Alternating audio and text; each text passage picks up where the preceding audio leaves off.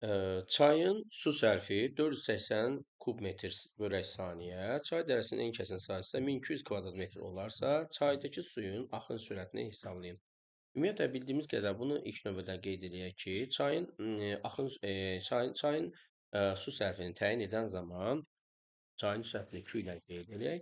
Çayın axın sürətini çayın ən kəsin sahəsinə vurmaq lazımdır. Bu zaman burada ən kəsin sahəsini F-lə, sürəti isə biz burada V ilə qeyd eləyək.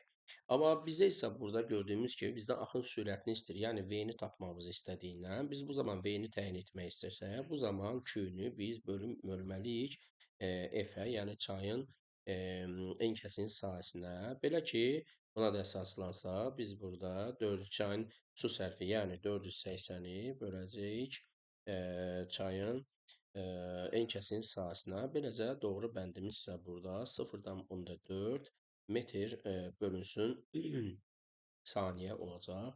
Demək ki, doğru bəndimiz 0,4 metr bölünsün saniyədir.